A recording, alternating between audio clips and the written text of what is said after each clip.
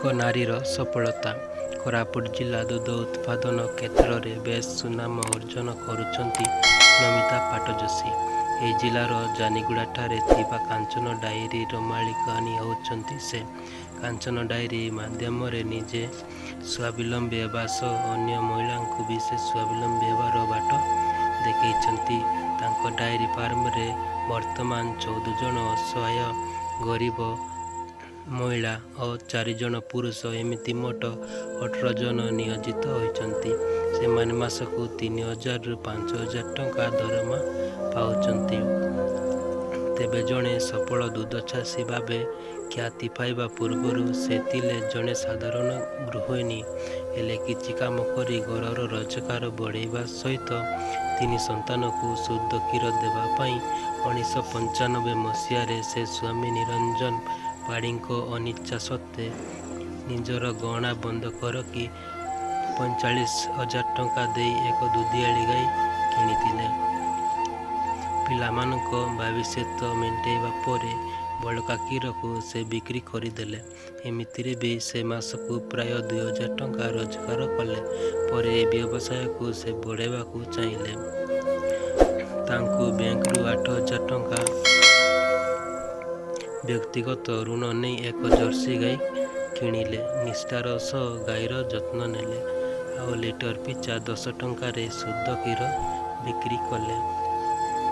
କ୍ରମେ ସେ ଗ୍ରାହକମାନଙ୍କ ବିଶ୍ୱାସ ଭାଜନ ହେବା ସହ ମାସିକ 2,000 ଟଙ୍କା ପର୍ଯ୍ୟନ୍ତ ରୋଜଗାର କରିପାରିଲେ। ସେବେଠାରୁ ପାଟଯୋଶୀ ଏହି ଗୋପାଳକୁ ଏକ ଉଦ୍ୟୋଗ ଭାବରେ ଗ୍ରହଣ କରିଛନ୍ତି। ସେଇଥିରେ ସେ ଆଗେଇ ଚାଲିଛନ୍ତି, ଆଉ ପଛକୁ ଚାହିଁ ନାହାନ୍ତି। ବର୍ତ୍ତମାନ ତାଙ୍କ ଡାଏରୀରେ 104ଟି ଦୁଧିଆଳି ଅଛି।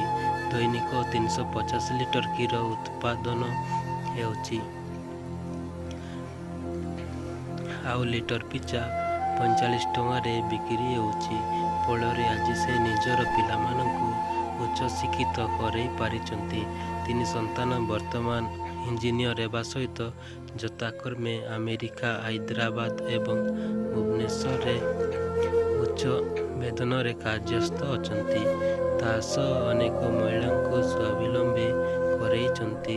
ଏହି ସଫଳତା ଯୋଗୁଁ 2007 ମସିହାରେ ସମାଜ କୃଷି ଓ କୃଷକ ସମ୍ମାନ, 2012ରେ ରାଜ୍ୟସ୍ତରୀୟ କୃଷକ ପ୍ରତିଭା ସମ୍ମାନ, 2012ରେ ପରେ 2013 ମସିହାରେ ଆନ୍ତର୍ଜାତିକ ମହିଳା ଦିବସରେ ସେ ଶ୍ରେଷ୍ଠ ମହିଳା ଭାବେ ସମ୍ମାନିତ ହୋଇଛନ୍ତି।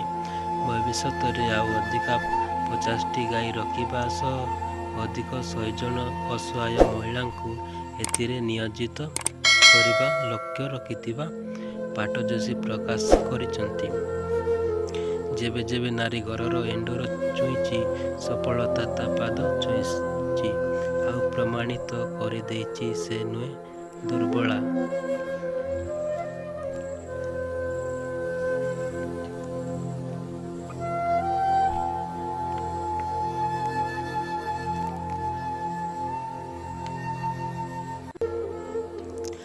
Subscribe my channel please दोस्तों, help me।